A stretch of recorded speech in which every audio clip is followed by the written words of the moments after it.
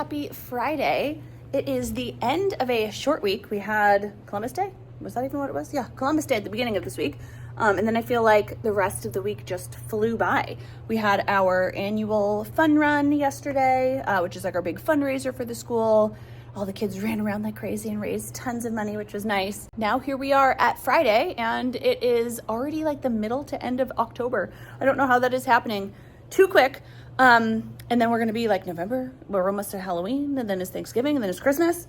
I'm spiraling already. I'm looking at my dot day trees, and I need to get something else up there. Usually I have some fun little spiders. Last year I had these right here, which I do want to make.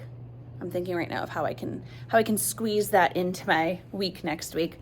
That's one of the other things about having a new curriculum that is very loaded with activities and things to do that does not leave much wiggle room to do some fun little things. So I'm gonna figure out where I want to put that. Anyway, in today's video, as you could see by the title, I really wanted to talk about addition and subtraction within 20. So I picked today because we actually just gave our Show What We Know, which is our little assessment, that's what we call a quiz, to see how well students did with addition and subtraction within 20. So I just wanted to kind of walk you through some of my favorite activities for teaching this, kind of what we are expecting students to know and not know at this time, and go from there. Just share a few resources with you. I know I've shared this many times before, but we do use this curriculum right here. It is Math in Focus, and it is a Singapore math curriculum. And the way they do it is we kick off the year with numbers 1 through 10, just some basic number sense, some review from kindergarten. What are these numbers? What are the number words? What do they mean? Comparing numbers, ordering numbers, and so on. Then we dive right into this unit, and this was about a 3-week long unit, so it's much longer. And it is addition and subtraction within 10. And really what we're going to be teaching during this time is it's a lot of hands-on materials. It is a lot of decomposition. So not only are we teaching how to add and how to subtract, but we really want students conceptualizing numbers as being able to decompose them as part, whole, part, how we can make and break these numbers over and over again, which I thoroughly enjoy. So, and then we taught this unit. Next, we'll go into a little geometry, and then we go into numbers to 20, which again, we're going to be doing place value then because we have our 10s and our 1s. And then after that whole unit, we'll compare, we'll order, we'll dive a little deeper. Then we'll go into addition and subtraction within 20. And that kind of spirals. And I've said this before, then we go into 40 within 40, and then we do this again with numbers up to 120. So they are practicing a lot of these addition and subtraction strategies over and over again throughout the year. So if they don't get them right now, because I'll tell you at the top of this video that many of my kids are successful in adding and subtracting right now. It is October 17th, but they heavily rely on their fingers, and that's completely fine and completely normal right now. As we, build that throughout the year, I'm definitely looking for some other strategies. I'm looking for a lot more mental math where we're going to work on that fact fluency piece, which I'm going to talk about in a little. Looking for more. Right now, we're heavily reliant on manipulatives. Fingers are great. Drawing pictures sometimes and crossing them out, or drawing pictures and then adding more is a great strategy. But we are heavily reliant on that right now, and that's very normal. That is okay. That is good. So let me gather some stuff and we will get started. I'll share some of my faves. This, like I said, it was a 3-week long unit, so I'm not going to dive through the whole thing, but I will share some of what we really enjoyed doing and some of what was successful. Before I dive deep into this video, I do just want to share that most of what we're going to share right now, like I said, uses manipulatives. We're going to talk a lot about the concepts of addition and subtraction and number sense in general. But then pretty quickly throughout the year, I do need my students to master their fact fluency. So not only are we talking about the conceptual part and how they add and the procedural part and what does it actually mean to add and subtract and all these numbers, but they also need to master their facts within 10. I really, by the end of the year, would like them to master them within 20, but within 10, they need to master them. It just helps them tremendously as the year continues and as the grades continue. They cannot be, continuing to count on their fingers and solving much heavier math problems. A lot of that is going to come into our math talks, and we always get there by the end of the year, but I just want to point that out. And I do have a couple fun games for Fact Fluency that I want to share, but there's something new that I am super excited to share with you. If you followed my videos before, then you know I love using IXL for so many different things, but they have a new Fact Fluency section that I am so excited to share with you. It just came out a couple weeks ago and my kids have been loving it. I am thrilled to be working with IXL today, and just in case you don't know, IXL is an online learning program for students in grades K through 12, which has tons of skills-based review activities, games, and lessons that teachers and parents can easily assign to their students. Their new fluency section is called the Fluency Zone. Let me show you what it looks like. When you log into IXL, you can go over to the Learning tab, and you'll see this new Fluency Zone, and you can click right here for math. And when you get in there, you can see the different grade levels. So it looks like they have first all the way to fourth right now. So I went into first grade because that's what we're using. And then we just did the addition one first. We have addition within 10, addition within 20, subtraction within 10, subtraction within 20, and then they also have mixed. So the first one we've really been focusing on is add within 20. And then we went ahead and pressed start erase. All my students are doing this at their own iPad, so they can press start now. And then they go ahead and solve these problems as fast as they can. So 2 plus 4, 6, 10, 7, 9, 6, and so on. There's a little timer over here that's in the corner. There's about 1 minute that students have to see how many problems they can solve. At the end, they get a little trophy and you can see how many you got right, and it'll even tell them their personal best, and they can play again to try to beat it as the year goes on. If you want to try out IXL with your own students or kids at home, they're actually offering a free 30-day trial for teachers, and they have an exclusive 25% off for parents. All you have to do is click the link in my description or scan the QR code on the screen. Whether you're a teacher or a parent, you can take advantage of IXL's core subjects like ELA, math, science, and so much more. All right, so diving into some more conceptual ideas, when we are kicking this off, we actually start off this unit by really teaching students about number bonds. I want them to, because we're going again from learning about the numbers within 10 and getting them to see that numbers can be decomposed into parts. So when we are looking at a number bond, we are using all sorts of hands-on materials. So let me show you, these are actually my favorite. I'm just gonna crawl down on the rug here. These are some boards from Really Good Stuff. They're super old. I think these ones are all messy. Let me see if I can get a, nope, still messy. They're old, but it's fine, it works. This side is part whole, and this side is actually a 10 frame.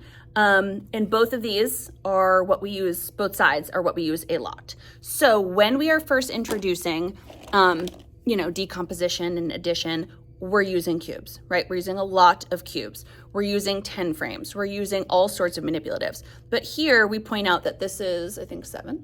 1, 2, 3, yeah. This is 7.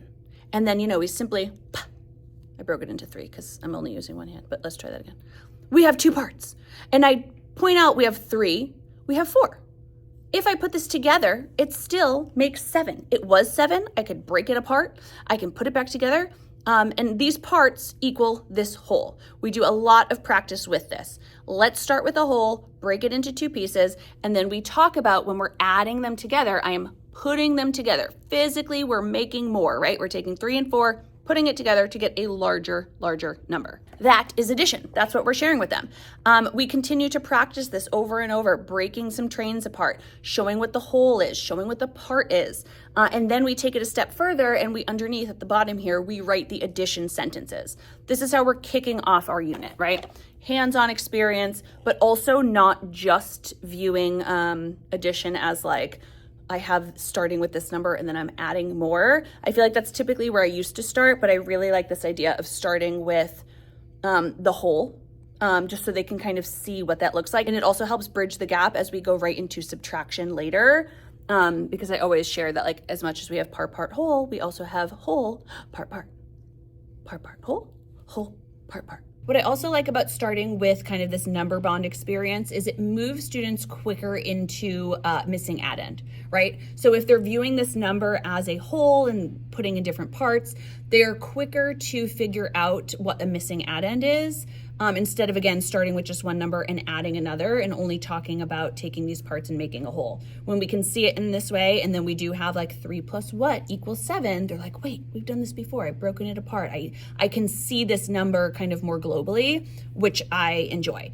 So day 1 is like number bond, breaking numbers apart, and then talking about those parts being added together to make a whole. Day 2, we're gonna review these number bonds, but we also had, we played this fun game. I did share this a couple weeks ago. My friend Rachel, who I work with, made this cute little activity where we were able to like roll a number into a 10 frame, and then they had to roll an additional number. So it was 2 students. Let me just grab the mats and I'll show you. I know I shared this a couple weeks ago, but it was really fun and simple for students. I just threw this little sheet here that she made into a dry erase, and student 1 would roll the dice and they would write 2. You need 2 different dry erase markers.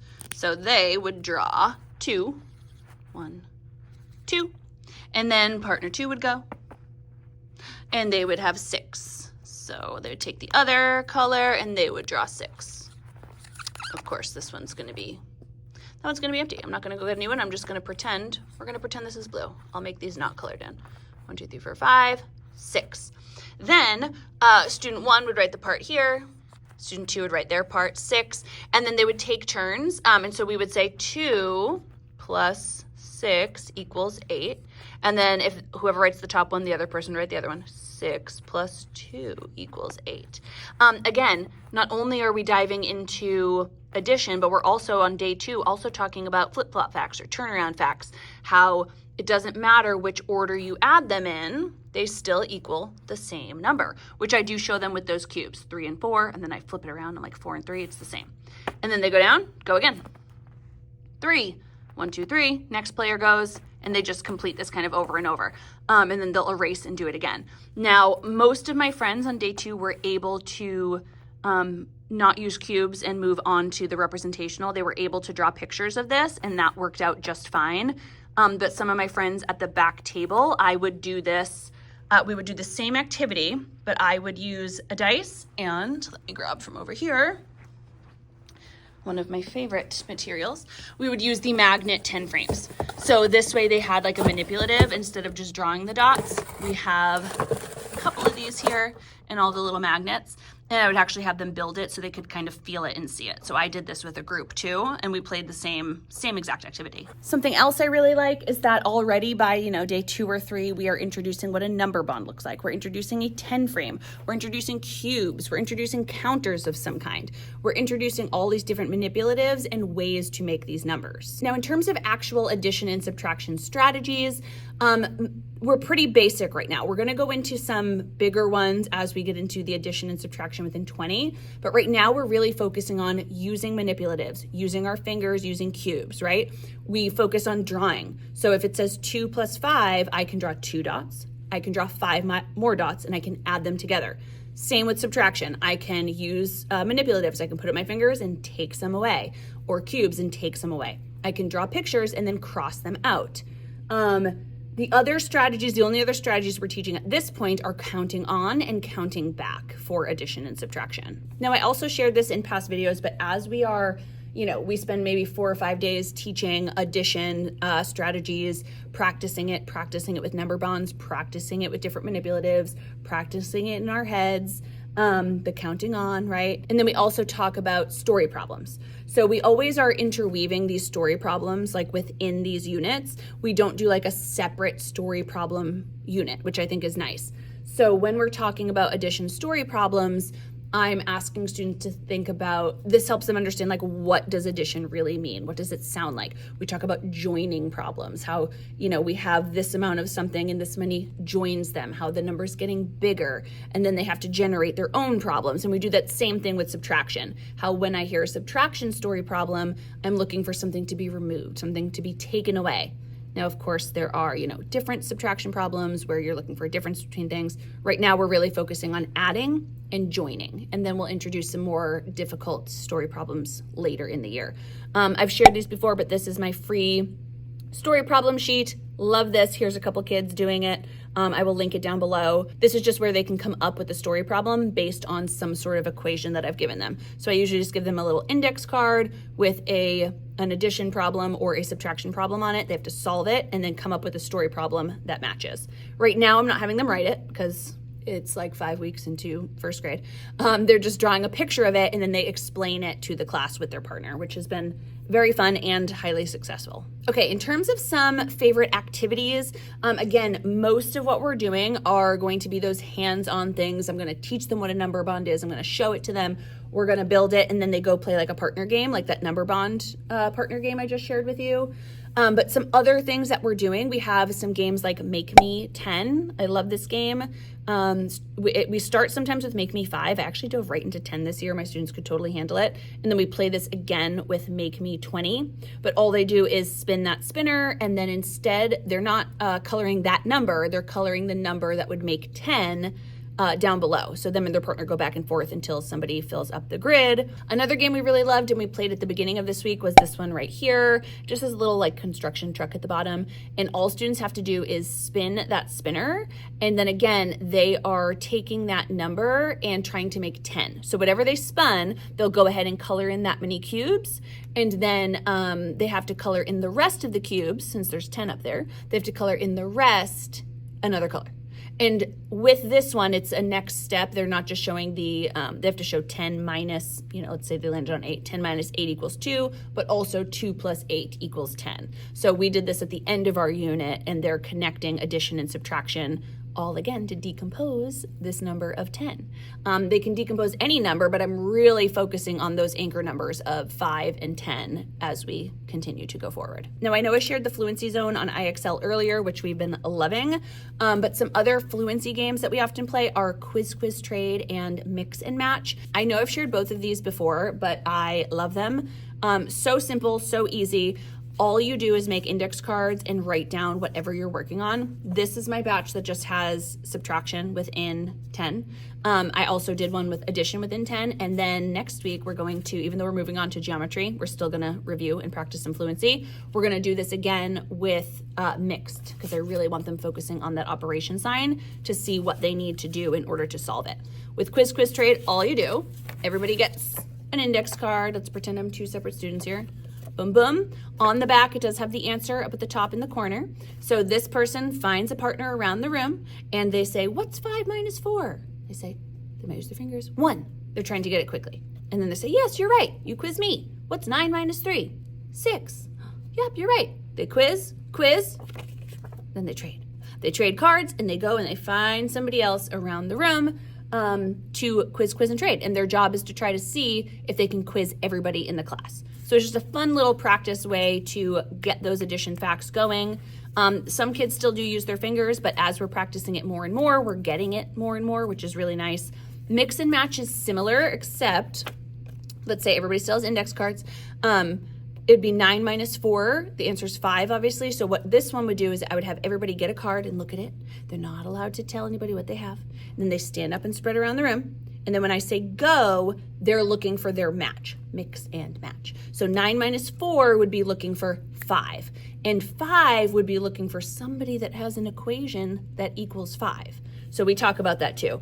If you're in the SJT Math Club, I have a whole section of mix and match and quiz trade cards and games that you can just print out for like every skill. You're like addition within 10, subtraction within 10, addition within 20, time, whatever. Just super easy to print out.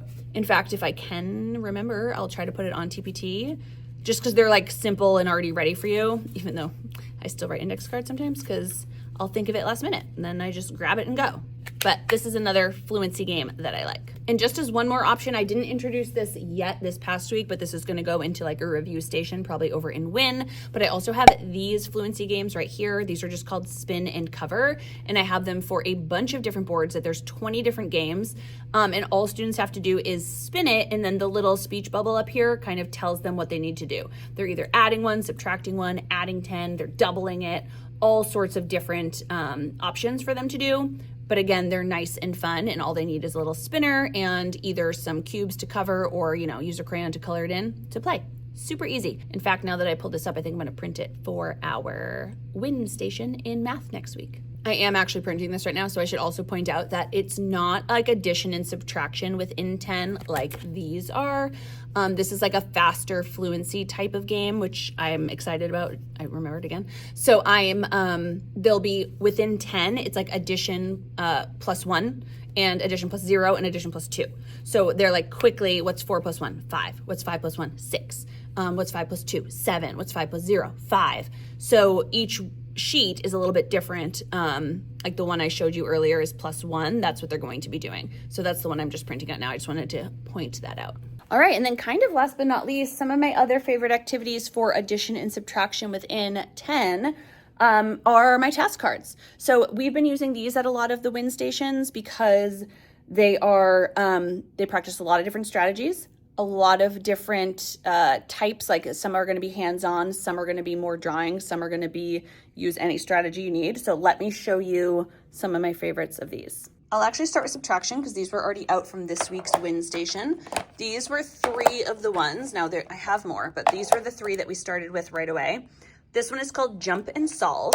Now I did not mention a number line because we haven't explicitly taught a number line yet, but I have taught it a couple worksheets and like these task cards. I've introduced it to them, but we will really dive into a number line when students get into subtraction within 20. So for this one, they just use their number line, 9 minus 5, start here, hop back, and they have to write the answer. So this was a number line practice one. This we have count and cross out. So here students have the number 10 minus 9. They're practicing crossing out the correct number and writing the difference.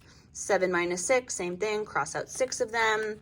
And again, just seeing the picture and knowing that they have to cross out that many to get their answers. And then this one was subtract and clip, so they could use little clothespins, and the flower in the middle tells them the difference they're trying to find. So here's like a lot more practice. They have to go around and kind of check each one. And if it equals 8, they clip it, or they can circle it with a dry erase marker, however they want to do it.